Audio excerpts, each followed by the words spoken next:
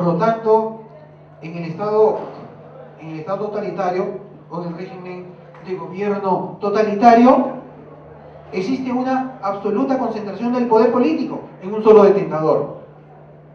Un caso típico es actualmente en el mundo contemporáneo China, ¿no es cierto?, donde está gobernado por un partido político, el Partido Comunista Chino, donde los ciudadanos no tienen posibilidad alguna de participar en el proceso de formación de voluntad del Estado. Es decir, no participan en el proceso de poder. Ellos no, en China no existe la institución del sufragio. Ellos no pueden elegir ni ser elegidos para desempeñar cargos públicos, porque el partido político de gobierno, el Partido Comunista Chino, que es el detentador del poder, concentra de manera absoluta todas las atribuciones del Estado y excluyen en forma absoluta a los ciudadanos de la práctica política. Entonces se da una dominación total. Entonces, otra característica de los regímenes totalitarios es que existe una absoluta intolerancia política, lo que significa que no existe posibilidad que se pueda conformar un partido político diferente al Partido Comunista Chino. No existe oposición política, ¿no es cierto?, porque se las persigue y se las destruye. Por eso es que, por ejemplo, hay un ciudadano chino que ha sido recientemente, se le ha asignado el Premio Nobel de la Paz por promover la democracia en China. Sin embargo, ha sido denunciado por prácticas subversivas que atentan contra el Estado chino, lo que expresa una absoluta intolerancia ideológica. Entonces, otra característica del régimen totalitario es que no hay una transparencia en los actos de gobierno, ¿no es cierto?, que hemos señalado, porque las prácticas políticas se realizan en la sombra. No se sabe quién ha asumido una determinada decisión política ni cuándo, pero se emite una disposición que todos tienen que cumplir. Bien, entonces estas son las características fundamentales que distinguen un régimen totalitario de un autoritario. Entonces, para clarificar, ¿no es cierto?, la idea, diremos que el régimen autoritario es una forma autocrática atenuada, y el régimen totalitario es una forma política absoluta, ¿no es cierto?, de concentración del poder, donde las personas no tienen de ninguna manera la posibilidad de formar parte en la formación de la voluntad del gobierno. Están excluidos totalmente de su participación ciudadana. No pueden votar, no pueden ser elegidos, no pueden tener ningún tipo de control de los actos de gobierno, como se ocurre en las democracias, ¿no es cierto?, como se ocurre en las democracias. Bien, entonces, tenemos acá en el cuadro los regímenes autocráticos, que según la doctrina están conformados por la dictadura militar, el cesarismo político y el neopresidencialismo. Veamos cada uno de ellos. Primeramente, ¿qué cosa es la dictadura? La doctrina nos dice que es un régimen político autoritario que se apoya en la fuerza para su ejercicio autoritario del gobierno. Por extensión, designa la hegemonía de un grupo social en el Estado. Eso nos dice Chanamé Orbe. Históricamente, nos dice Ignacio Molina, dictadura hace también referencia a la magistratura extraordinaria de la antigua República Romana, en donde cobra su origen. Bueno, esto nos trae a colación de que en Roma, por ejemplo, existía esta institución de la dictadura. ¿Y cuándo se daba la dictadura en Roma? Primero es necesario recordar cuál era la estructura política romana. En Roma, recordemos que hemos mencionado, la historia política de Roma tiene tres periodos.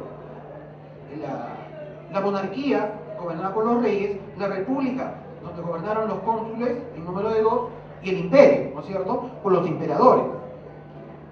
Entonces, durante la República, en época de guerra, se instauraba el régimen de dictadura por un espacio de 6 meses.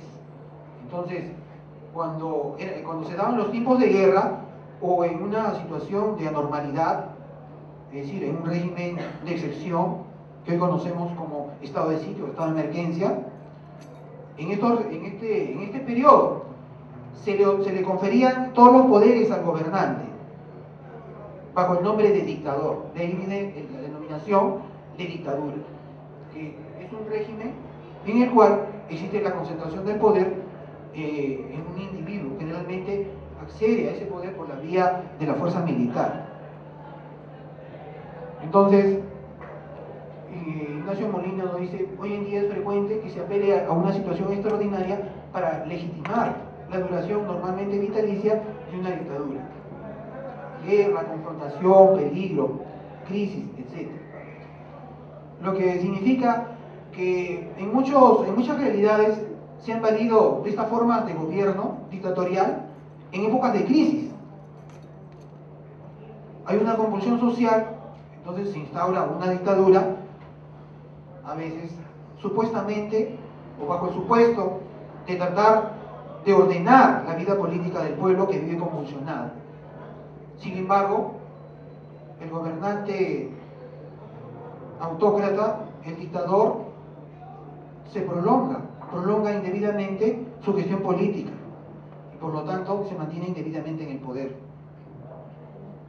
Entonces, continúa Ignacio Molina, igualmente suele enaltecerse al dictador como alguien sacrificado, capaz de entregar su propia vida por su pueblo, y a menudo se le rodea de cierta sobrenaturalidad de carácter militar y religiosa, y especialmente en estos casos pretende la sucesión en otro dictador. Entonces, estas son las características doctrinarias de la dictadura: el acceso al poder, a veces en el tiempo de convulsión política, social, económica de un pueblo, con la pretensión o supuesta pretensión de ordenar o reordenar la vida de un pueblo, pero apostados en el poder inician una práctica autocrática, excluyendo totalmente a los destinatarios del poder de su legítimo derecho de participar en la vida política de su pueblo. Entonces, hemos dicho que dentro de los regímenes políticos autoritarios tenemos a la dictadura militar, al cesarismo político y al neopresidencialismo.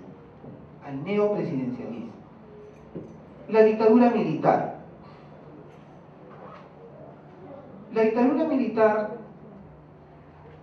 tiene como una de las características casi universales de un gobierno militar, es la institución de la ley marcial o de un estado de emergencia permanente, mediante el cual se limitan todas las garantías jurídicas que protegen a las personas contra el abuso del Estado. Entonces, ¿qué cosa es la dictadura militar? Entonces, la dictadura militar es un régimen político en el cual se accede al poder generalmente a través de las vías de hecho, es decir, a través de un golpe de Estado, y se instaura un desarrollo político autoritario y concentrador del poder. En muchos casos, como por ejemplo en América Latina, la gran parte de los dictadores latinoamericanos fueron formados en las escuelas de las Américas, de los Estados Unidos, con la finalidad de asegurar la fidelidad de los ejércitos latinoamericanos a la política exterior de los Estados Unidos, en la época de la Guerra Fría que todos conocemos, cuando existió la confrontación ideológica entre el bloque occidental, que representaba la ideología liberal, y el bloque oriental, que enarbolaba la ideología socialista comunista.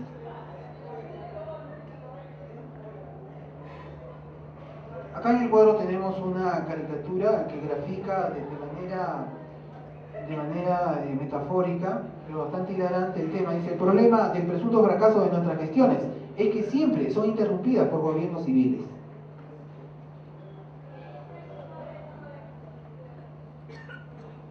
Países que han tenido dictadura militar. Tenemos acá en el cuadro Argentina. Imagínense ustedes, han tenido 6 periodos de gobierno militar, de dictadura militar. Entre 1930 al 32, entre 1943 al 46, entre 1955 al 58, de 1962 al 63 y de 1962 al 73. Pero también en el año 1976 hasta el año 1983. En este periodo se le conferían todos los poderes al gobernante bajo el nombre de dictador. De ahí viene la denominación de dictadura, que es un régimen en el cual existe la concentración del poder en un individuo. Generalmente accede a ese poder por la vía de la fuerza militar. Entonces, Ignacio Molina nos dice: hoy en día es frecuente que se apele a una situación extraordinaria para legitimar la duración normalmente vitalicia de una dictadura. Guerra, confrontación, peligro, crisis, etc. Lo que significa que en muchas realidades se han valido de esta forma de gobierno dictatorial en épocas de crisis. Hay una convulsión social, entonces se instaura una dictadura, a veces supuestamente o bajo el supuesto de tratar de ordenar la vida política del pueblo que vive convulsionado. Sin embargo, el gobernante autócrata, el dictador, se prolonga indebidamente su gestión política y por lo tanto se mantiene indebidamente en el poder. Entonces, continúa Ignacio Molina: igualmente suele enaltecerse al dictador como alguien sacrificado, capaz de entregar su propia vida por su pueblo, y a menudo se le rodea de cierta sobrenaturalidad de carácter militar y religiosa, y especialmente en estos casos pretende la sucesión en otro dictador. Entonces, estas son las características doctrinarias de la dictadura: el acceso al poder, a veces en el tiempo de convulsión política, social, económica de un pueblo, con la pretensión o supuesta pretensión de ordenar o reordenar la vida de un pueblo, pero apostados en el poder inician una práctica autocrática, excluyendo totalmente a los destinatarios del poder de su legítimo derecho de participar en la vida política de su pueblo. Entonces, hemos dicho que dentro de los regímenes políticos autoritarios tenemos a la dictadura militar, al cesarismo político y al neopresidencialismo. La dictadura militar. La dictadura militar tiene como una de las características casi universales de un gobierno militar es la institución de la ley marcial o de un estado de emergencia permanente, mediante el cual se limitan todas las garantías jurídicas que protegen a las personas contra el abuso del Estado. Entonces, ¿qué cosa es la dictadura militar? Entonces, la dictadura militar es un régimen político en el cual se accede al poder generalmente a través de las vías de hecho, es decir, a través de un golpe de Estado, y se instaura un desarrollo político autoritario y concentrador del poder. En muchos casos, como por ejemplo en América Latina, la gran parte de los dictadores latinoamericanos fueron formados en las escuelas de las Américas, de los Estados Unidos, con la finalidad de asegurar la fidelidad de los ejércitos latinoamericanos a la política exterior de los Estados Unidos, en la época de la Guerra Fría que todos conocemos, cuando existió la confrontación ideológica entre el bloque occidental, que representaba la ideología liberal, y el bloque oriental, que enarbolaba la ideología socialista comunista. Acá en el cuadro tenemos una caricatura que grafica de manera metafórica, pero bastante hilarante el tema. Dice: el problema del presunto fracaso de nuestras gestiones es que siempre son interrumpidas por gobiernos civiles. Países que han tenido dictadura militar. Tenemos acá en el cuadro Argentina. Imagínense ustedes, han tenido 6 periodos de gobierno militar, de dictadura militar. Entre 1930 al 32, entre 1943 al 46, entre 1955 al 58, de 1962 al 63 y de 1962 al 73. Pero también en el año 1976 hasta el año 1983. Entonces podemos advertir que Argentina es uno de los países latinoamericanos que han sufrido este flagelo de las dictaduras militares con mayor intensidad. Tenemos también a Austria en el periodo comprendido entre 1918 y 1955, a Brasil en el periodo de 1889 al 94 y de 1964 a 1985, a Bolivia en el periodo de 1930 al 52 y de 1971 a 1982. En Chile, la dictadura de 1973 a 1990. La dictadura chilena es la que más nos ha impactado en esta parte del mundo, ¿no es cierto? La dictadura de Pinochet, que derrocó al gobierno socialista de Allende, y a causa de esa intervención militar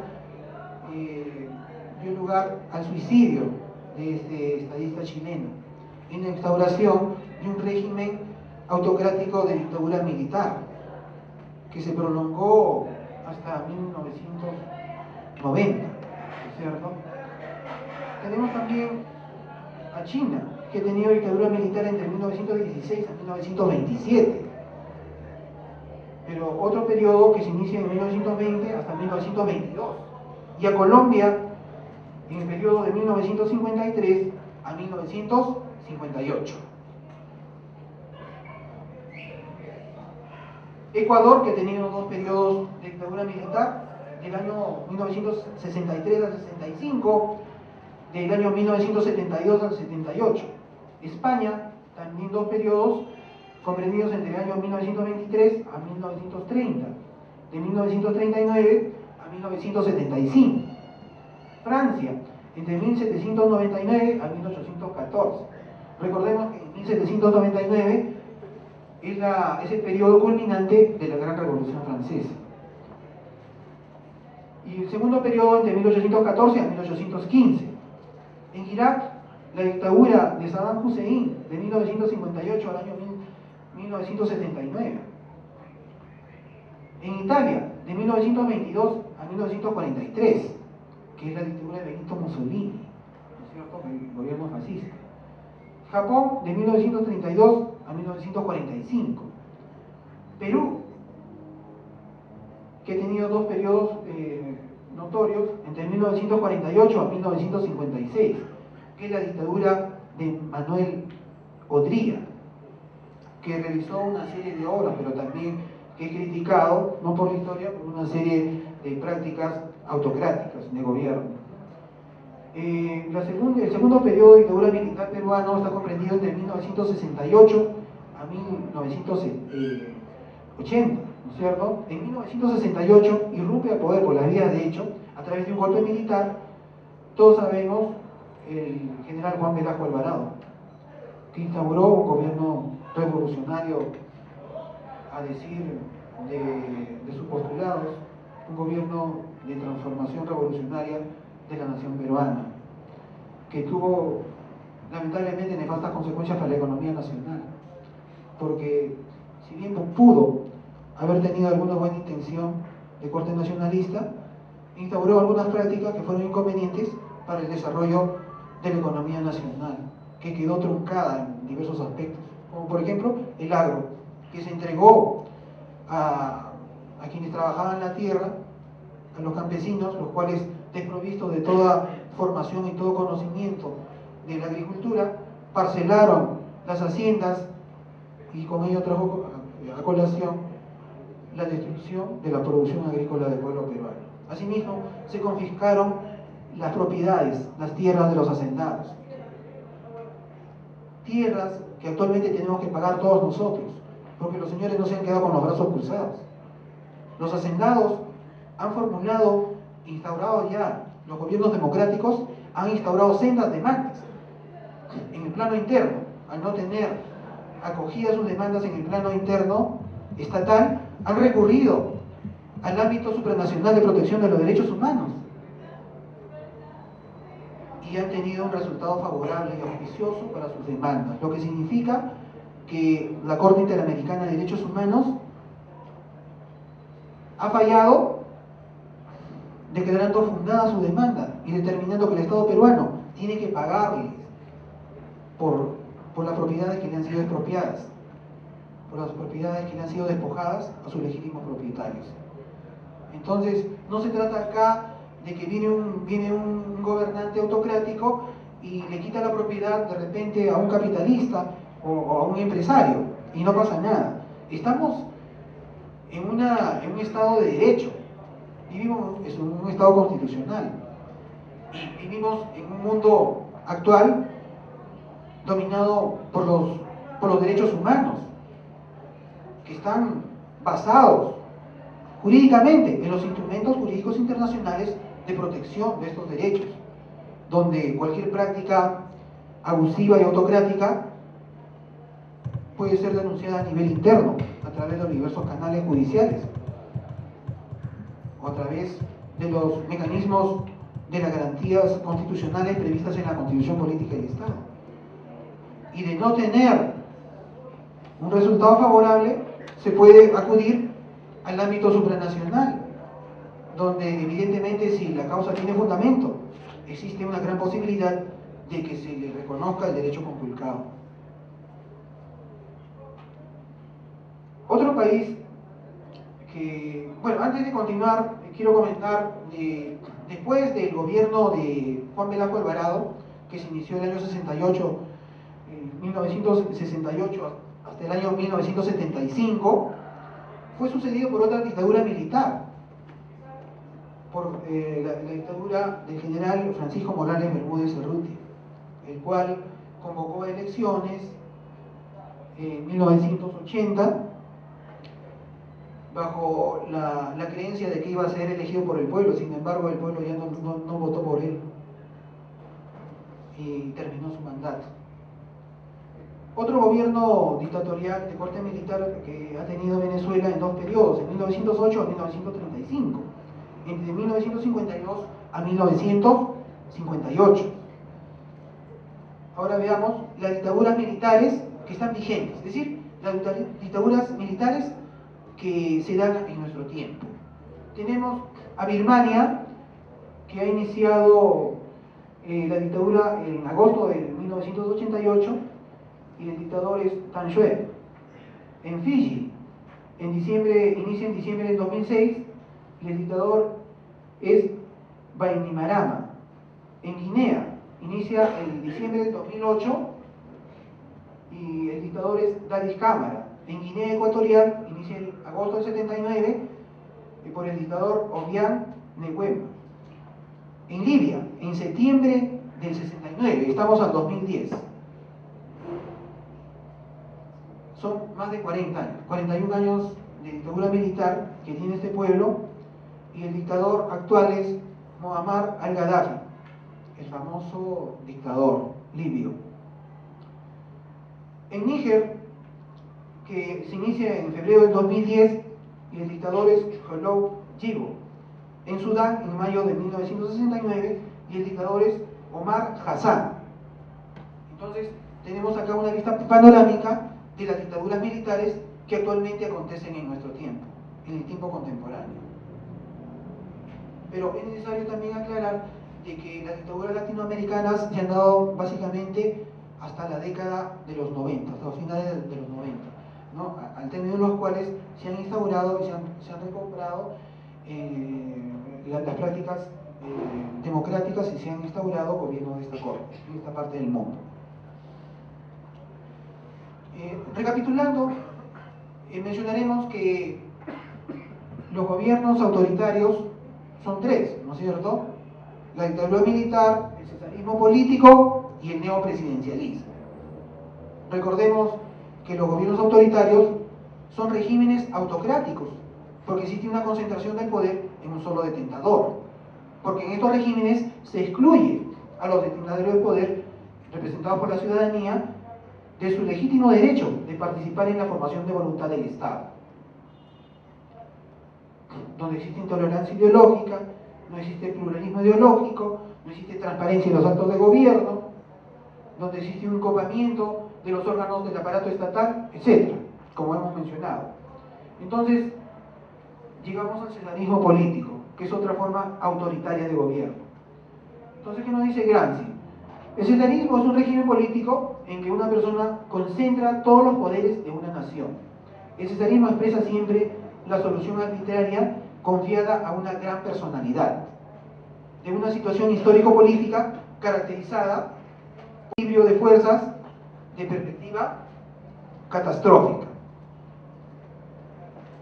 Otro pronunciamiento conceptual de cesarismo tenemos a Trotsky, ¿cierto?, de corte socialista, que nos dice: el cesarismo nació en una sociedad fundada sobre la esclavitud y trastornada por las luchas intestinas. Bien, entonces, ¿qué cosa es el cesarismo político? El cesarismo político es un régimen político propio de los países que cuentan con constituciones semánticas. Pero entonces, ¿qué son constituciones semánticas? En el plano del derecho constitucional existe una tipología constitucional. Dentro de ellas, y a colación de lo mencionado, debemos de hacer el distingo. Una constitución semántica es aquel tipo de constitución que está elaborada, fabricada entre comillas y mencionada así por la doctrina, por el gobernante autócrata. Es decir, el gobernante elabora una constitución a la medida de sus intereses políticos. El paradigma de esta constitución fue la Constitución Napoleónica de 1802, que instauró un régimen de distribución de poderes inicialmente, es decir, de corte democrático. Inició el régimen así. Sin embargo, posteriormente, este régimen fue disuelto paulatinamente para dar paso a un régimen sólido, fuerte y hegemónico del emperador,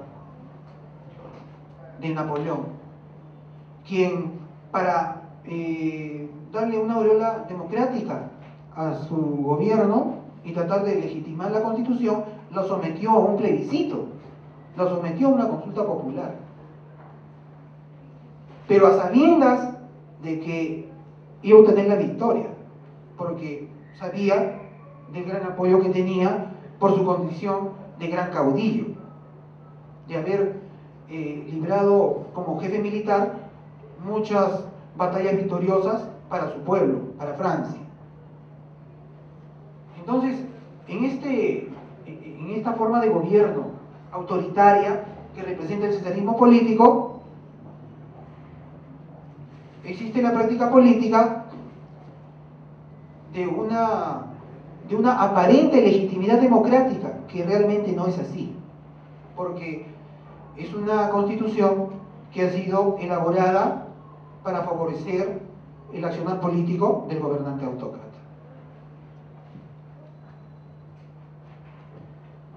Tenemos acá en el cuadro los gobernantes hispanoamericanos considerados cesaristas, ¿no?, por la doctrina.